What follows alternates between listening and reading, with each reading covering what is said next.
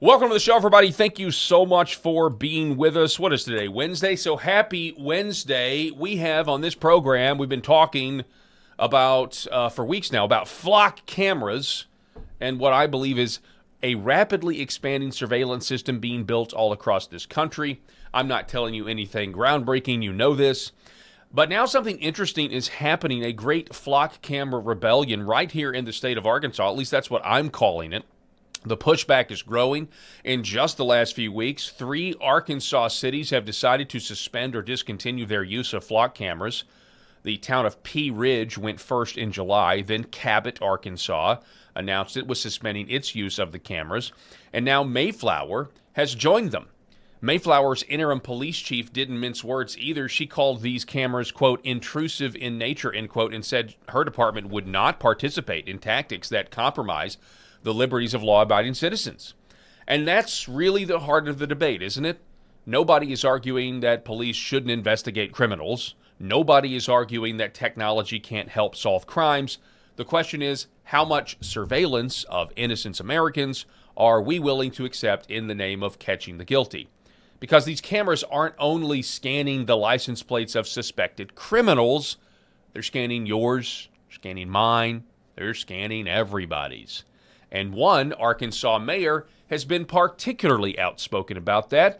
Local ABC affiliate KATV went to Fairfield Bay, Arkansas, and the mayor of that town and friend of this program, Seth Connell, and asked him a pretty simple question. Does Fairfield Bay have flock cameras?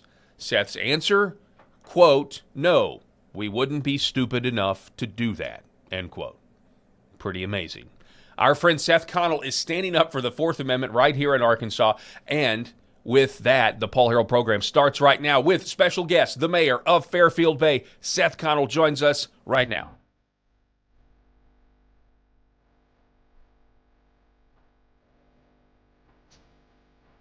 The Paul Harrell program. All right. Good morning. Good Wednesday morning to everybody out there.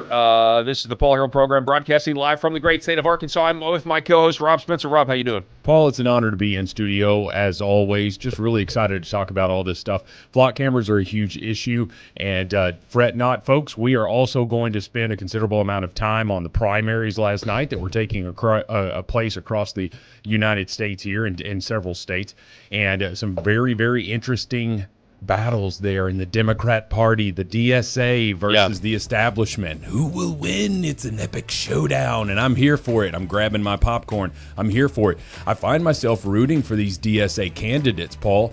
I do, because I think that, surely that's going to increase. You think it'll be easier to beat? Yeah, easier to beat. But, I don't know that logic is sound. You never know what crazy-ass liberals will do.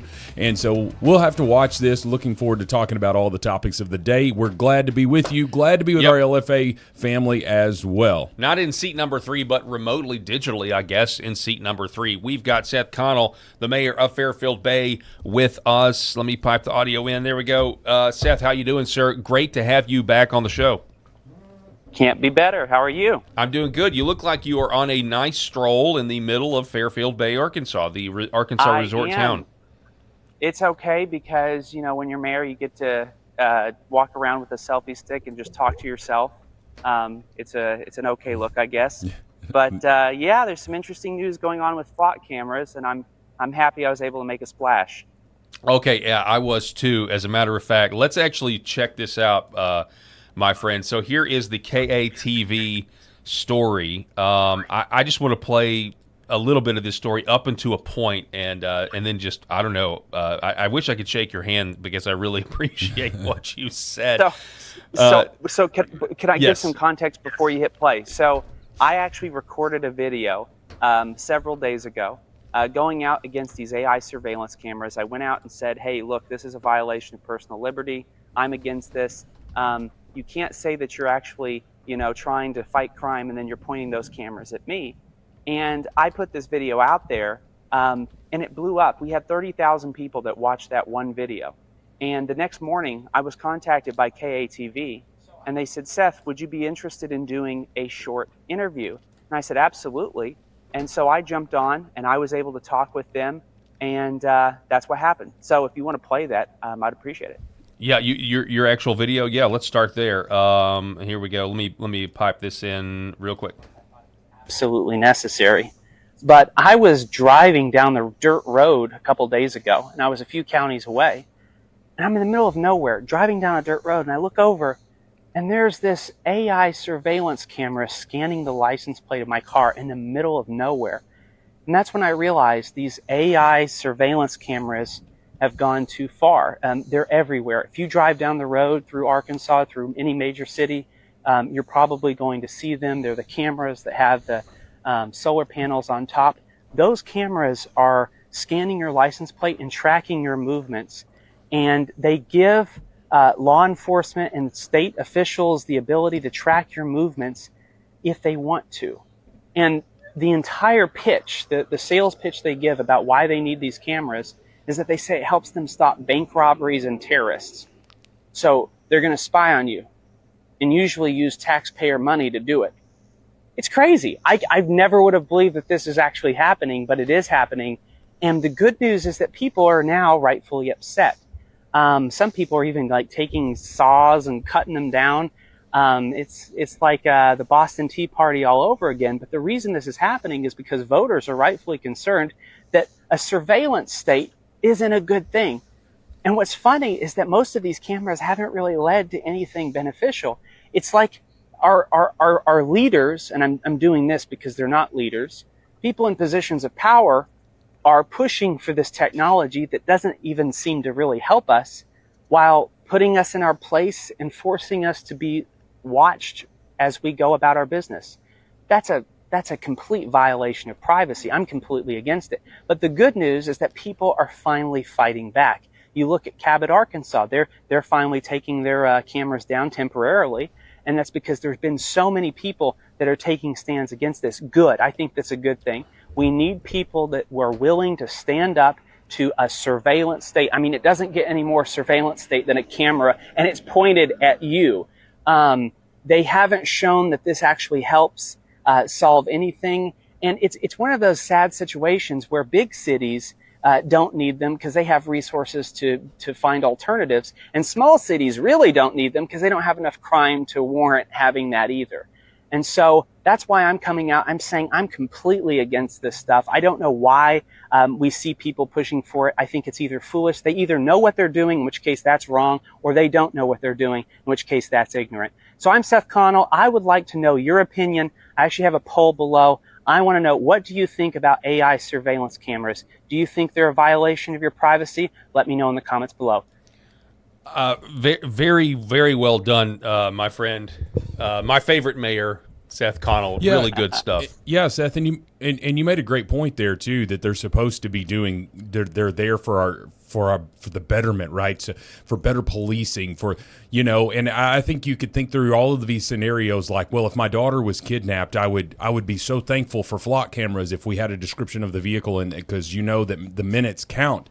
But you're talking about an extremely rare scenario, and also what are we seeing with these flock cameras? We're seeing exactly the opposite of they're helping us. We've had people wrongly identified. We covered this on the show earlier in the week. They were lucky to be alive. That couple. They got them out at gunpoint here because they were wrongfully identified as a murder suspect, and then you've also got people just porch thieves and things like that, where this woman was wrongfully accused of taking a package. Real quick, not to make the feature or the graphics take away from what we're talking about, but before we go back to Seth, we forgot that the title segment of today's show is about our Fourth Amendment, and so this is the segment that we to call Fourth Amendment Funeral.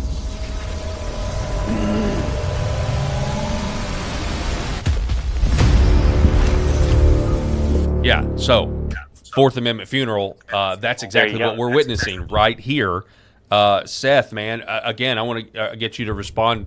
I mean, your video was excellent. You say that went viral? So 30,000 people watched that video, and the next morning I get a call from KATV. They want to do an interview to put me on the 6 o'clock hour news. What's interesting is that I had people that were calling me all across Arkansas saying, "Hey, did you realize you're on the news?" And I was like, "Yeah, I'm in it." But it was crazy how quickly this got picked up. And what's so sad, and I think this is telling, the fact that I have to be one of the people to say, hey, I'm not for AI surveillance of our citizens. The fact that that was so obvious and low-hanging fruit, and nobody's saying that because they're scared, it just shows people are kind of out of touch when it comes to what residents actually want. You know, this is one of the very few issues I've seen where Republicans, Democrats, and pretty much the media, everyone are against this. KATV couldn't have been nicer when they interviewed me. The media's against this. There's nobody that actually supports this. So why are politicians pushing for it, especially in these small towns? Why is it that these small hole-in-the-wall towns that you've never even think about when you're driving through, they're setting up these cameras on dirt roads? They don't know what they're doing, or they do know what they're doing, in which case they need to be voted out. Yeah. And so the fact that I was able to say that and it got picked up so quickly, wow. I completely agree. Actually, let's go to the clip here. We're not going to listen to the whole segment, but this was the local ABC affiliate down in Little Rock. This is what it sounded like where they interviewed Seth. In our studio with more. Chris.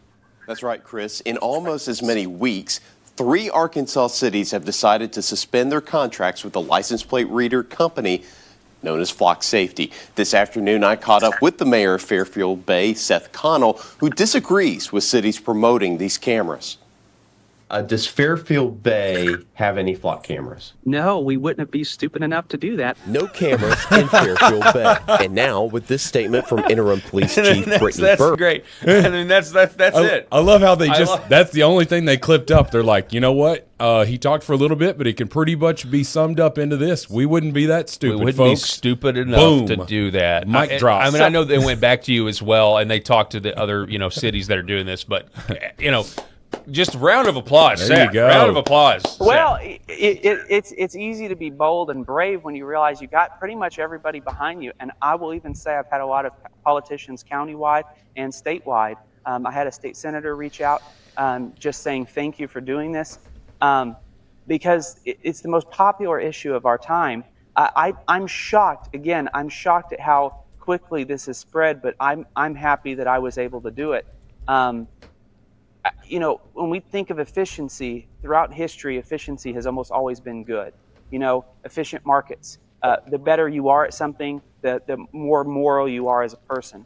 But with technology and AI that's only about 2 years old, this is the first time where that efficiency can actually be used against you, and they don't understand how powerful this is. And most of the people, you look at the comments of my video, most of these people are overwhelmingly positive, but the people who are negative, you can tell they just haven't thought about it. They haven't thought it through. And so a lot of these bureaucrats who've been pushing for this technology, they're hoping that these boomers who are over, 50 or 60 that don't understand how to turn on their computer will come along and say, well, yeah, we support Flock cameras. But what's interesting is the name Flock cameras. The reason they call them Flock cameras is that you're the sheep. You're the sheep. And I mean, it's there. So, yeah. That's interesting. And I appreciate you being able to kind of understand the different generational stereotypes, I guess, or the divide. There is a divide, not with everybody, of course, but there does seem to be, like you said, people either know what they're doing, which is wrong, or they don't know. There's some ignorance there, and with that ignorance, I would say is probably, just to be charitable, is maybe a lack of an imagination. But I mean, I grew up on movies. We all grew up with Skynet. We all grew up with Minority Report. We grew up seeing, and we also use technology a lot more. So it's not difficult for us to understand how this has already gotten totally out of control. But if we don't do anything about it, we're going to be living in a slave state before it's all said and done. Yeah, and you want to ask yourself this. We talked about this off air yesterday, I believe. I don't know that we covered it on the show, and it just goes perfectly with my latest grunt style shirt. I don't think I've worn this one on the.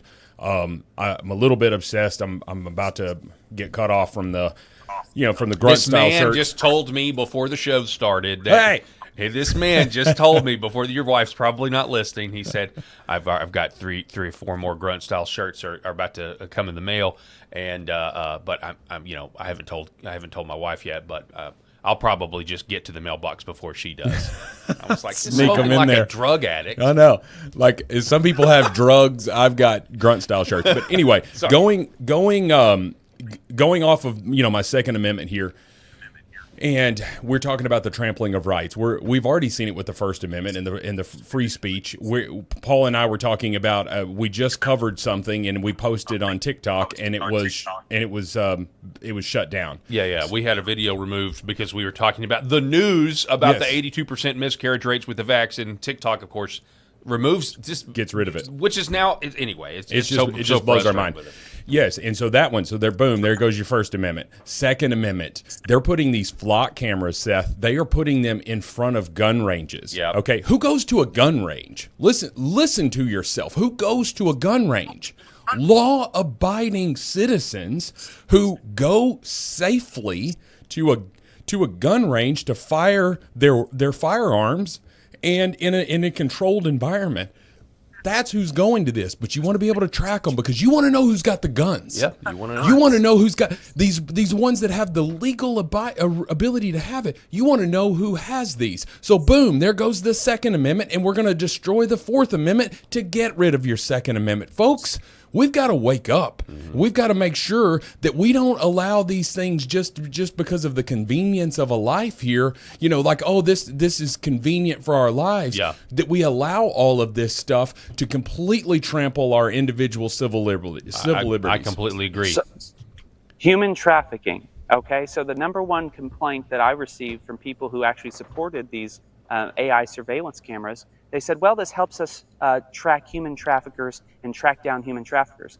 Look, I'm old enough to remember that Jeffrey Epstein's clients still haven't been arrested, and we pretty much know who they are. So do you think that they're going to be able to spy on you, and that's going to make human trafficking less? Come on, give me a break. That's a great point. That's the elephant in the room. Sure. Yeah. But that's what they're going to say. We need to take away your freedoms.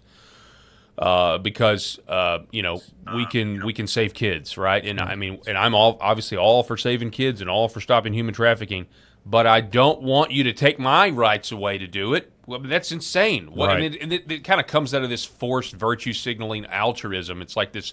The natural result of that is, oh, you need to give your rights up, so for the greater good. Like, no, thank you. I'm sorry. No, I don't trust the government. We all lived through COVID. I don't. By the way, if they had this technology with COVID, we would be in a lot of trouble. Yeah. Well, this is a topic that's not going away. So bravo to Seth for talking about this big. It's really the elephant in the room right now because every day I open my news feed and I am seeing some other story about flock cameras, whether it was this police precinct that installed them, but we're seeing just an uprising from the citizens. I know that we've got a clip pulled here from a guy that was speaking in front of a city council. I mean, I think the message is getting out there, and we just need more mayors like Seth who are just going to refuse to say, "Hey, we're not going to do this, folks." Seth, I know you got a meeting at 8:30, but just stick around with us for just a tad bit longer, if you don't mind, because I want to get your reaction to this, this is from a town hall meeting. I'm not really sure exactly where it is. I've already seen it. Yes. Okay. Yes. Okay. Good. It may be Pensacola, but here's a concerned citizen that I really this just is puts, epic. Everybody need to listen to this. This is epic. Yeah, because the cops would have a problem if this were a reality. Listen to this. This is going to be an unpopular opinion, but I'm going to call for more flock cameras. That's right. I want more. I want them in the commissioner's offices. I want them in front of commissioners' houses. I want them in front of the sheriff's house. I want them in the sheriff's office. Anytime the sheriff or commissioner leaves their house, a drone should launch from the camera and follow the all around. This drone will stream that data to the public in real time. Don't worry though, they are just license plate readers. It's just taking pictures, no big deal. I'm totally not lying to you. Chip said he wants as many as he can get. Well, let's start here. Don't forget to spring extra for the digital ID scrapers on them so we can track your unique Bluetooth identification numbers in real time as you move. These things even get the microchip in your dog. It is definitely not a slippery slope of constitutional liberty. The bought-off shield of a judge said so because they are on public land. I always thought public land belongs to the public, but I guess we can just put whatever out there regardless if 70% of the voters don't want it. We should keep going though. A judge hasn't stopped us yet. Let's also live stream y'all's email boxes to the public 24/7. Every government phone should have a digital clone online that every taxpayer can go and view your text messages, listen to your phone conversations, view your call history, app data, and voicemails on that device. All this data will only be stored for no more than 30 days, though. You have my word on that. I've been totally honest to this point. That'll make it acceptable, though, right? You can get all this for the low price of a few $100,000 a year. We're already about to flush $200 million down the crapper on a basin or boondoggle while talking about making cuts to the animal shelter. So why not spring some extra money, not on government surveillance, but surveillance on the government? Boom. Yeah. It goes on. I mean, it's really good, but it's so good. It just kind of dawned on me. The government's doing all of this, but it won't be long before AI gets so powerful that people are just saying, "Why don't we just let AI run the government, and then we don't even need to pay the police chief anymore?" Three things. Yeah, go ahead. Three things. Okay, so I have to jump in here. So if you look at the fact that judges support this now, some of the worst atrocities in American history were actually legal at the time. And so we might need judges to just say, actually, no, this isn't okay. This is a violation of the Constitution. I don't think that you can make an accurate defense for that. Even if it's legal, doesn't mean you should do it. So secondly, one of the things that he brought up there is this is taking away from budgets that go into other city things. I heard that Conway, Arkansas, used civil asset forfeiture funds to pay for these cameras. If that doesn't scare you, I don't know how you get any more scared. I mean, with civil asset forfeiture, that's where they take they just steal your money. They just take your money. So, yeah. and three, I don't know how you can defend this AI technology with transparency with governments, because this is going to put law enforcement out of work. I don't know how police could support this, because if this does work as intended, a lot of police officers are going to be without a job. Okay? Wow. So I didn't think they about don't that. see that. They don't understand. So those are the three big points. No, that's a really, really good point. It is, and it's really going to. I mean, right now when you see this, this DSA, and Seth, I know you got to stay out of politics per se, but with the rise of these democratic socialists, especially the ones that are from the extreme communist wing, that part of their agenda is to get rid of police officers, to get rid of prisons, and you want to say, hey, well, if you're giving them technology that gives them an avenue to get rid of police officers, or at least to drastically reduce them, they're going to be jumping, and there's going to be millions and millions and millions of dollars in ad campaigns supporting these flock cameras. Well, hey, Seth, I really appreciate. Go ahead, Seth. No, I was just going to say, there's no more obedient soldier than AI, and that's why they want this technology. And when I realized early on that, again, law enforcement would potentially be affected by this technology, it's not good. And I don't think anyone has thought this through, because most of the self-described experts, I mean, this technology's only existed for 2 years. They're not experts of anything. They're just guessing like most of us are. That's a great point about the soldier, and basically the soulless aspect, the lack of morality from the AI. It's going to do, whatever it's programmed to do. Seth, while I have you, and while you're in the beautiful resort town of Fairfield Bay, I just want to give you a chance to plug your city, because I've been there. I know it's beautiful. It's on a beautiful Greer's Ferry Lake, and it's almost like a time capsule as well. I mean, it really feels like you guys have been able to preserve a real quality of community. Like, it reminds me of growing up in the 80s and the 90s. Well, it's the Mayberry of America is Fairfield Bay. And one of the things that we don't have is AI surveillance cameras, because, we wouldn't be stupid enough for that. But that's why we're able to support our culture. We do have a good culture. We have a lot of these people, from yesteryear's generations that are some great mentors. Most of my friends are actually in their 70s and older.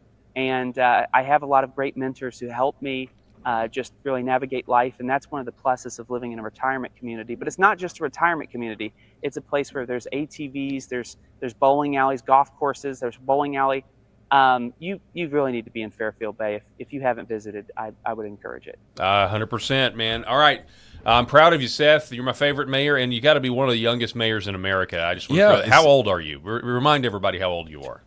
26 years old. Wow. And I'm feeling older every day, because and I'm wondering if we can get Seth the title, since they've ousted Rudy Giuliani as America's mayor. Hopefully no tragedy to get him to be to America's mayor. Maybe it's just because he's doing what all of us that concerned citizens who are concerned with our liberties are already thinking. Yeah, amen. All right, Seth, appreciate it, sir. You have a blessed day, okay? All right, well, thank you. I appreciate you. See you later. All righty, later, man. Seth Connell, everybody, the mayor of Fairfield Bay, Arkansas. Really do appreciate him being with us. Yeah, and then somebody right here, the real Mama Faye. The movie, I've talked about this on the show before. The movie I, Robot is about AI getting smarter than us and taking over, folks. That was a glimpse. That was 25 years ago. That movie was a really good movie. I still enjoy watching it if it comes on, and it's basically this AI that was trusted with everything, that received the keys to the kingdom essentially, and it took over and it infected these robots. And what did they say? What were the robots saying? Please stay inside. This is for your own safety. Wow. You remember that? Yeah. When the robots turned and they weren't listening to the 3 laws anymore, they said, stay inside. This is for your own safety. What did Ronald Reagan say? The scariest words in the English language are, we're with the government and we're here to help. It's really terrifying. I know. I'm making a joke about it, but it's truly true. I mean, what the hell has the government ever gotten involved in that got better? Yeah. People that grew up in the 70s and 80s used to talk about how their phone bill was incredibly low until the government came in and busted up AT&T, called it a monopoly. And now what do you pay for a cell phone bill? My gosh, I've got a few cell phone bills on my plan, and it's $440 a month just for a few cell phones. It's ridiculous, right? We versus what it used to be. You probably had a $20 phone bill back in the 80s. I agree with you, man. It's out of control. We got to do something to stop it. And the only thing we can do is, talk show hosts / journalists is just continue to talk about it, bring you the news.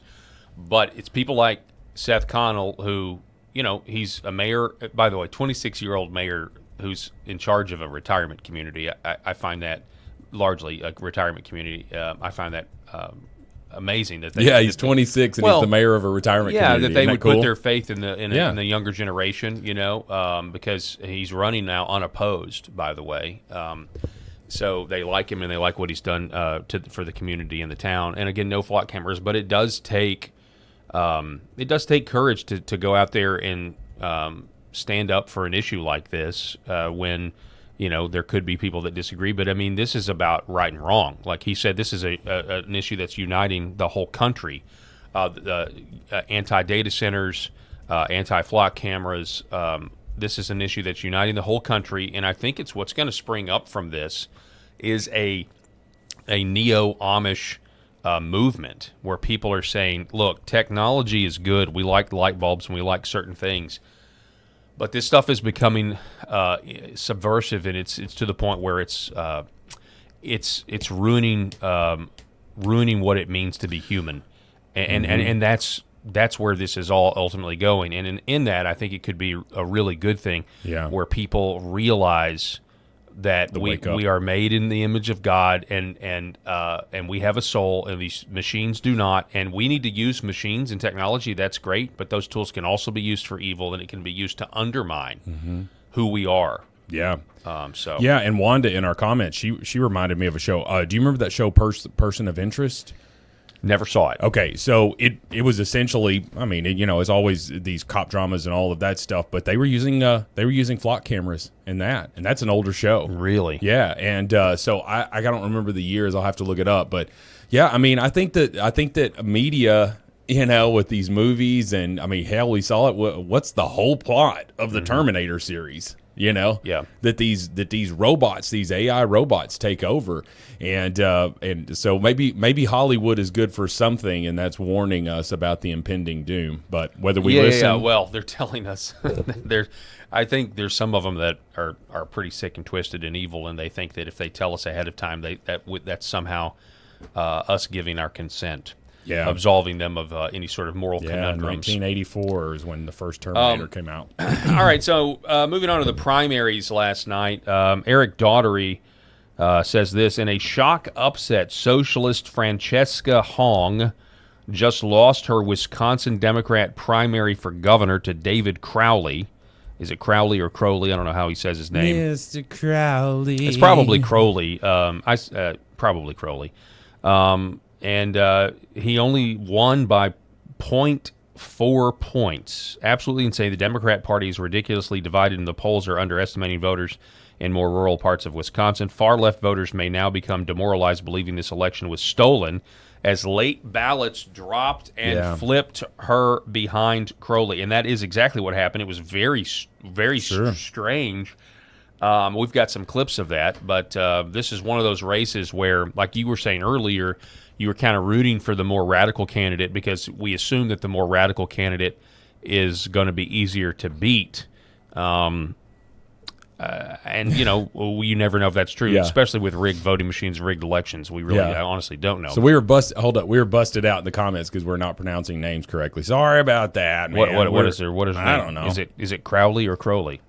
I don't know. I mean, because we have a Crowley here, Crowley's Ridge. Right. We live on a very unique piece of topography. Yes, and it's called Crowley. Yeah, Crowley's Ridge. But some people call it Crowley. I don't know, but not here. It's Crowley. So I don't know. Whatever, dude. We're doing the best we can. We're two dudes from Arkansas. You know? Man. Yeah. Come on now, give us some. Francesca Hong. This is another one. Socialists are furious after human error in Milwaukee. This is where everything stalled. They got a bunch of data sticks, apparently 4 or 5 data sticks that then didn't have any votes on them. Red flags all over the place with this election. Officials went back and then, quote, fixed the data. Listen to this. Hold up. Wait a minute. So I haven't seen this. So they're saying so the Democrat socialists are saying that the Democrats have cheated too? They're saying that they've been cheated? Yes. This is now something that is spreading. The left is imploding. The left is imploding. Give me my popcorn. I'm here for it.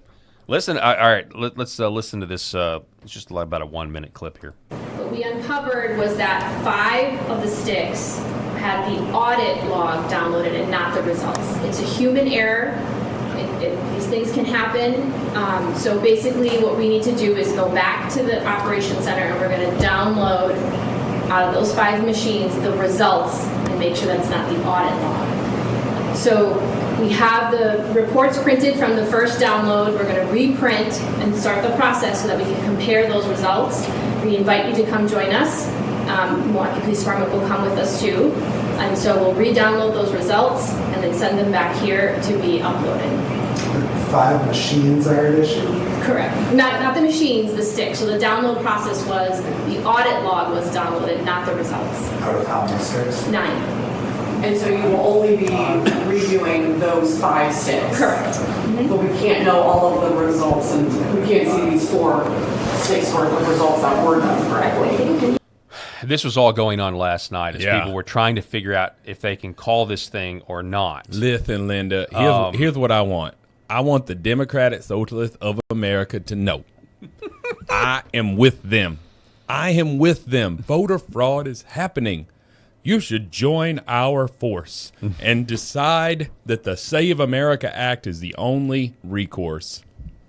There you go. Well, I mean, Democrats support voter ID. According to nationwide polls. Every single solitary poll that they've done. So Sundance Last Refuge says, not at all what communist-aligned polling outfits were projecting. What happened?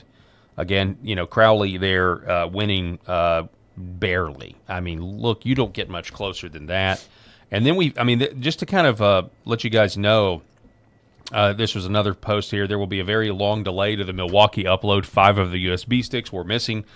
Results from the election officials have to go back to the absentee. Anytime this happens, in this world, it was human error. But anytime this happens, you're just like, okay, what kind of funny business is going on? A pipe here? Burst. But listen, a pipe burst exactly. in there. We got to put these covers up over the windows. No one can watch us counting. Let's send everybody home except for the one dude that's going to pull boxes. So this is the clip that I wanted you to see, Rob.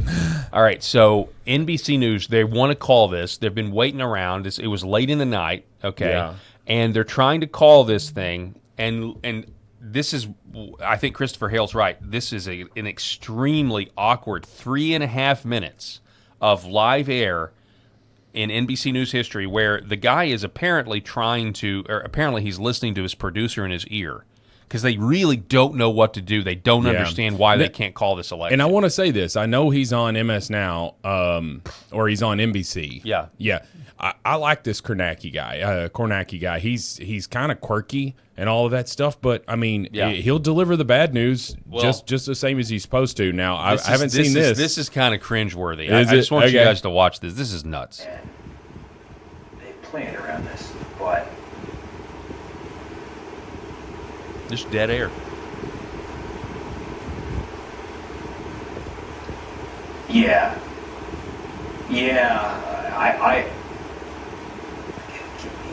Here's the thing.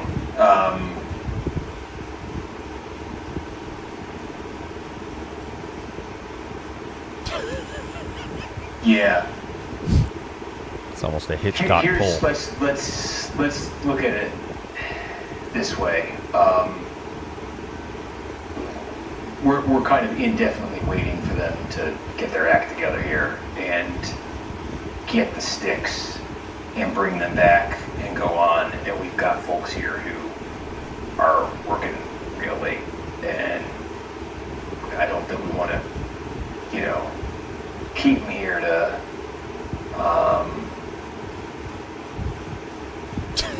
this could go 90 minutes.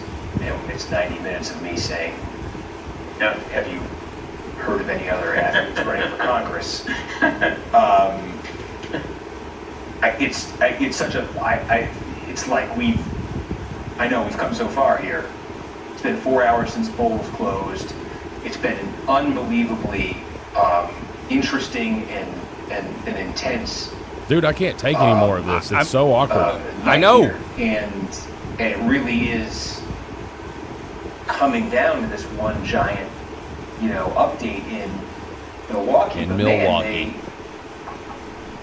We waited 90 minutes for them. They did this whole procession, and then they find out there's nothing on the sticks.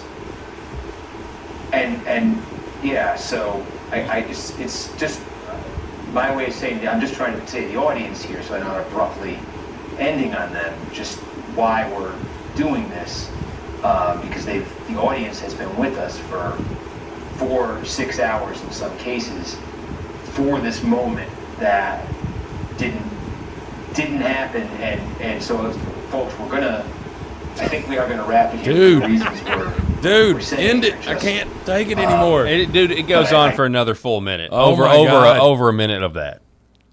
So we got the Democrats. I don't know if you're like a big Democrat socialist, and you were watching this last night. Yeah, you were pulling your hair out, and you were assuming that they were Bernie Sandering. What they did to Bernie in the Democrat primary with Hillary. That's what you were. That's what was going through a Democrat's mind last night. The awkwardness of that reminds me of two things. Number one, American Idol, when they've got a really crappy singer who thinks they're good. Yeah. And they're singing. I can't stand it. I got so much cringe watching these American Idol things. But also, this has been a while, but there used to be these guys that would go around door to door and they would sell security systems for your house. And it's obvious that their training is no matter what, no matter how many times a person says no, until they literally kick you out of their house, kick you off their doorstep, you keep trying to sell it, okay? Mm-hmm. Because it was the most awkward moment of my life. And I'm like, I remember asking this kid, I mean, he's a kid, and I was just like, are you hearing me? I'm speaking words. I am not interested. Please go. And I was like, I don't want to be just a complete jerk, and I eventually just closed the door on him. But it was so awkward for me. I'm like, this guy is literally talking and not listening to the words that I'm saying. And so that kind of reminded me of that a little bit. Like, he's listening to these people, and it's just like, hey, what? Here. Dude, it was awkward. That was network television there, and we saw this basically murder right there on the scene because he couldn't get going. So anyway, yeah, I mean, that's not good coverage. I've not seen that before. I know, with man. him. It was crazy. So kind of wrapping this primary coverage here, Chuck Schumer, this is from J.D. Rucker. He writes, Chuck Schumer panics after another primary humiliation by Belinda Johnson. Can you tell me who is that? The person in the middle looks like a man. Is that a man? I don't think so. That's a man, baby. I don't know. You never know. Don't go down the transvestigation rabbit hole. But we could go down that old transvestigation rabbit hole if you want to. No, I can't handle it. All right. Okay. The progressive wing of the Democrat Party just seized another U.S. Senate nomination. This time, the winner openly declared she will not support Chuck Schumer as Senate leader if she reaches Capitol Hill. Meanwhile, a longtime Democrat congressman fell to a radical upstart, marking the 7th loss for an incumbent this season. Yeah. And even in the one big loss for the DSA on election night, they actually won by shedding the candidate with so much baggage that even AOC and Bernie Sanders refused to back her, talking about Francesca Hong. He says, buckle up, the Schumer-Pelosi era of Democrat politics is crashing hard into reality. Minnesota Senate progressive victory leaves Schumer exposed. In Minnesota, Lieutenant Governor Peggy Flanagan crushed moderate Representative Angie Craig by nearly 20 points to claim the Democratic nomination for the open Senate seat. Flanagan, a progressive fighter backed by Bernie Sanders and Elizabeth Warren, now heads into the general election against Republican Michelle Tafoya. Craig had the money and the establishment machine behind her. Schumer's fingerprints were on her campaign, yet Minnesota Democrats chose the left. Flanagan has made her position crystal clear. We need a progressive champion to lead Senate Democrats, and that's not Chuck Schumer. This is the second major Senate primary hit for Schumer in a week. Last Tuesday, progressive Abdul El Sayed narrowly defeated Schumer-backed Representative Haley Stevens in Michigan. The pattern is no longer deniable. The party's left flank is not asking for a seat at the table. They are taking the table. Fox News called it another blow to the Senate minority leader. The New York Post noted Flanagan ran on the same progressive priorities as El Sayed, including Medicare for all and cutting off U.S. support for Israel. A house divided against itself cannot stand. Jesus says it plainly in Matthew 12. The Democrat Party is living it out in real time. Then you go to Connecticut's 1st District. Former Hartford Mayor Luke Braunen defeated 14-term Representative John Larson by double digits. Larson, 78, had been in Congress since the 1990s. Braunen, 47, is a retired naval intelligence officer, and he ran on generational change and won the state party endorsement. Larson becomes the 7th House Democrat incumbent knocked out of this primary season. The list already includes Al Green in Texas, Diana DeGette in Colorado, Adriano Espaillat in New York, and Sri Thandahar, which we did not spend near enough time on him losing last week, the guy who can't even speak English. Yeah. Older establishment faces are being cleared out one after another. Then you go to Wisconsin. The DSA loss that still counts as a win. He says, or the author here says, she writes, the one race the establishment could claim was Wisconsin's Democrat gubernatorial primary. Milwaukee County Executive David Crowley narrowly edged out DSA member and state rep Francesca Hong. Crowley had the backing of retired Governor Tony Evers. Hong had the socialist label and a trail of toxic posts. I mean, Hong actually went and said that she had to lie. I think she lied to her son. They were at a Culver's restaurant. She lied to her son about why they needed to leave because she was triggered by all of the old white people in the restaurant. Unsafe. Yeah. Yeah. And I'm like, okay, wait a minute. You want to represent an entire state, and you're triggered by old white people? I'm pretty dang sure there's some white people that live in Wisconsin. Quite a few, quite a few. There's a lot of good bucks up there. Well, there's a lot of cornfields. I mean, you're telling about a lot of big deer up there. Oh yeah, okay. So have you ever no, been there? No, I am now in the YouTube algorithm. They have me, and I am watching hunting videos right now like crazy because it's about to be that time, folks. So here's what I also want to point out. You've got all of these long-term incumbent Democrats, especially in the House here, that are losing their seats. Okay, because I'm seeing a lot of projection, especially if we have good turnout. But we've got several months here, so who knows what's going to happen in November? But I'm seeing several projections that really make it hard for the Democrats to take the Senate. And I also wonder if that's why John Thune's doing what he's doing, partially because he knows that he's not going to be knocked off. But here's the thing.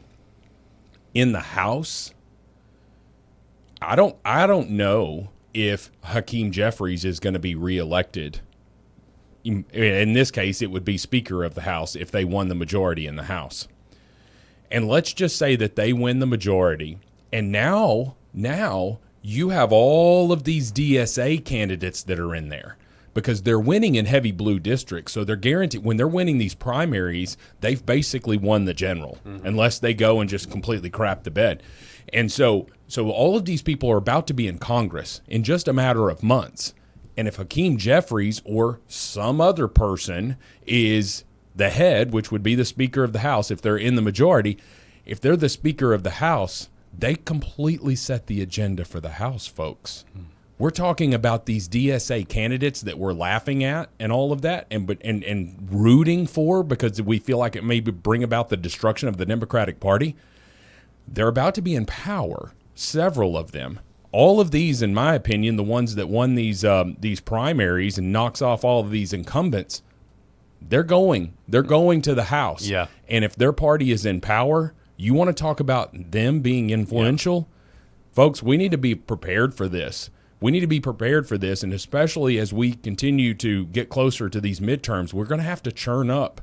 You're going to have to say, hey, you may not like everything that's happened over the last 2 years, but it was sure as hell a lot better than what was happening under Biden, okay? A whole lot better than what was happening under Biden. So, like, why are you going to sit home? Because it's going to be about voter turnout. Yeah. And these DSA candidates that we're making fun of may be making fun of us in a few months. That's a great point, Rob. That's a great point. Things can turn on a dime, and we don't need to underestimate them at all. At all. Folks, now it's time for our newest segment, which we like to call a little segment called Left Turn at Crazy. Left turn ahead.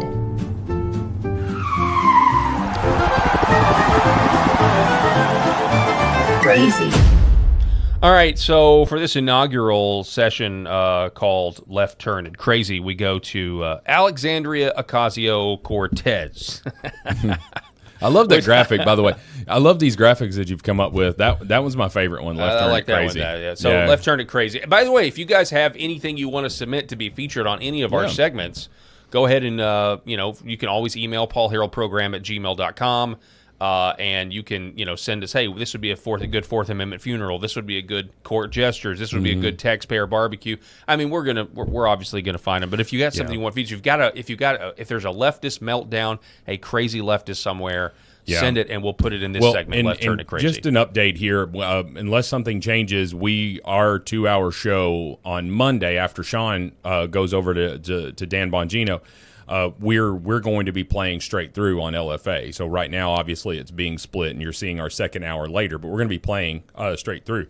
Very, very soon, we're going to implement some polls that we're going to start at the beginning of the show and just ask you guys to, maybe open another tab on your computer if you're watching.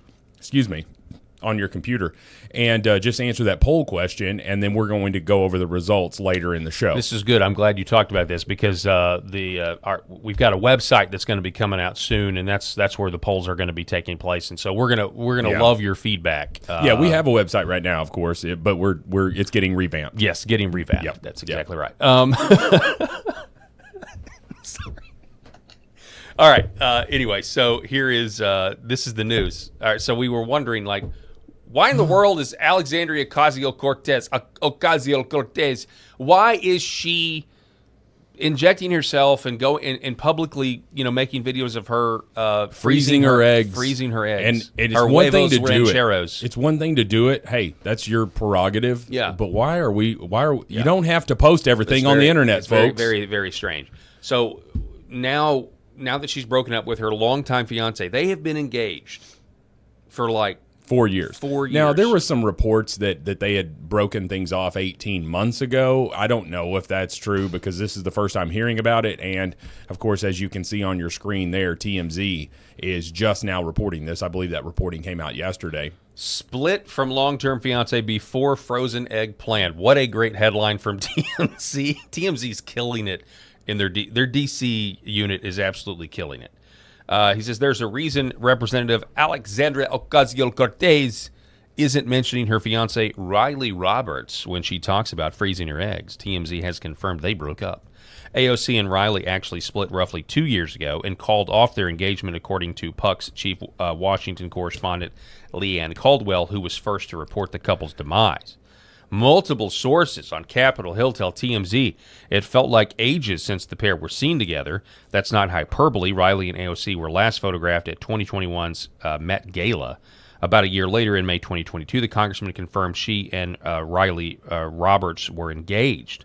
While we've confirmed they're donezo, we can't say for certain when the breakup went down. Did you see that video that she had posted with her fiance a while back, and this was talking about white privilege, and they were sitting there on the couch, and he was like, he was confessing his white privilege. It was the most emasculating, low testosterone, complete, she's got your balls in her purse moment I have ever seen. It was pathetic. I was like, shave your beard. You are a disgrace to beards, sir. Yeah, and there's also people saying, look, her path to the White House is now clear because in this culture, in this political climate, as far as the Democrats go, you cannot be married to a white person. The left and the radical Democrats, they don't. That's going to hurt her credibility being married to a white person. Except that is what people are saying. Okay, they're all married to white people. Ketanji Brown Jackson, Supreme Court Justice, married to a white dude. She was engaged to a white dude. Turban-headed, what's-her-face, the Somalian terrorist there, she's married to a white dude now. I mean, she did marry her brother, but she was married to a white dude. Crazy-ass Sanji, her name escapes me, but she's the stupid woman. Rashida Tlaib, I believe. They're all married to white guys. Yeah, telling us that Kamala Harris. Yes. You mentioned Kamala? Yes. They're telling us that the white man is evil, except that's all they want to sleep with. I think what that's a good point. But what the DSA people are going to start saying is like, yeah, but the white man, that's the one behind the scenes. The husbands, they're really pulling the strings. They're the puppet masters, and they're white, so they're bad. I'm telling you, that is a line of thought here. I'm not going out on a limb here. This is very easy. I believe you. Easy to see, but it's a bad day for gingers. Okay, it's a bad day for gingers, and people have made note of this. Here's Jesse Kelly. AOC has her eyes on the White House. When your ambition is that high, you're never going to allow yourself to be chained to a ginger. Like, man, that goes hard. That's rough. Listen, men out there with red hair, it's a bad day for you, brother. Yeah, and I'll just tell you this: nothing against ginger folks. I wish I had hair, even if it was red. I'd probably died or something. But, I'd probably died. I'd probably get all my freckles removed too. I'd get rid of nothing against gingers. I'd be getting a lot of tans, to darken my skin. And I'm just reminded of the South Park episode where Eric Cartman blames the gingers and all of that stuff. Anywho, when you look at, they use the term people of color, person of color all the time on the left, right? Person of color. And they talk about all the diversity and all of that stuff. There is no one whiter than a ginger. It is the whitest of the white. It's as pure as red, white snow, folks. That's what a ginger is. And so when she's talking about people of color and bragging about all of this stuff and saying the white man is evil, she goes and was engaged to the whitest of the white. Wow. Come on, man. And I mean, I think, she's become comical at this point, but it's also really, really noteworthy that she's not extreme enough anymore. She's not left enough anymore. She was talking bad about woke 1.0, that whatever the hell that means, and she's, she's in the news. She's posting about these private things such as freezing her eggs. We all know she's running for president in 2028. Somebody said the dream ticket was her and Kamala. The dream ticket for Republicans, if that happens. Yeah. Can you imagine? My wife is a woman, by the way. My wife, biological woman, been a woman all of her life, said, I don't think I want a woman president. Yeah, there's a lot of women that feel that way. We're too emotional. That's what she said. Yeah. And my wife is the sanest woman I've ever been with. That would be God's judgment on this country. That's literally what the Bible says, that one of the ways God judges a country is by giving them female rulers. And yet... Oh, I thought you were... No, I'm dead serious. I thought you were like bringing about the We apocalypse. can't quit electing women, even in the Republican Party. We cannot quit electing women. Yeah. Well, I know we're going to be at the end of the hour, but can you show the Alex Stein thing? Yeah. So anyway, one more from this guy, Armand. You can tell AOC is serious about running for president because she knows America isn't ready for a ginger in the White House. Man, this is just rough. AOC's out there now doing life after the announcement of the breakup, and now Alex Stein. Now that AOC's official, Alex Stein 99 is like, hey, my time has come, and of course we all remember this story. Congresswoman AOC is calling out the creepy guy who hassled her on the steps of the Capitol. You look very beautiful in that dress. You look very sexy. Look at that booty on AOC. That's my favorite big booty Latina. The firebrand liberal New York Democrat was heading to work with an aide and her fiancé and dog when she was heckled. She turned to confront the guy, then flashed him a sarcastic peace sign. Why don't you do a little selfie? I love it. My favorite AOC. Nice to meet you, AOC. Look how sexy she looks in that dress. AOC immediately went on social media and called it a deeply disgusting incident. See this guy right there? When I was walking up, he said, hey, look at that big ass, look at that big juicy booty. He didn't say this juicy. Latina, like whatever, you know, all the bunch of or ass for racist, sexist stuff. She pointed out that it happened in front of a Capitol police officer who she says did nothing to help her. It's really hard and it's really sad. AOC tweeted that she wanted to deck the guy but needed to catch a vote. That was a great culture jamming moment. She did not want to deck that guy. Listen. What do you think? Well, I think that there are a couple of noteworthy things there. That was her fiance walking next to her. That's what the reporting was. Mm-hmm. Did you see what he kept doing? Just walking. Mm-hmm. Yeah. It just goes to show how beta that man is. Yep. Okay, that's number one. But number two, Alex Stein's a decent-looking guy. It's not like he's some creepy guy that drives around in a white van looking for kids and offering them candy. That's not this. He's a decent-looking guy here. You think she didn't love being look at that booty. Woo, it's my favorite Latino booty. Yeah, I mean, in her follow-up video. Yeah. I tend to agree with you. I don't think she was really upset about it. I don't think she turning was. it into content. No. She was flattered. She was absolutely flattered, and she even added a few words that she wished she would have heard, such as juicy ass.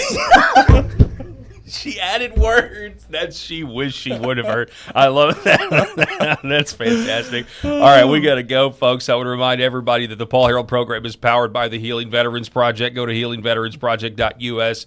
Email me, paul@healingveteransproject.us if you're a business owner, because we want to partner with you and get this hooked up into your point of sale so people can donate. Scan the QR code, though. If you want to donate, set it up monthly, send it up annually. We're trying to help veterans get red light therapy. We'll tell you more about that later. That's all the time that I got for this hour. Hour number 2 commences right now.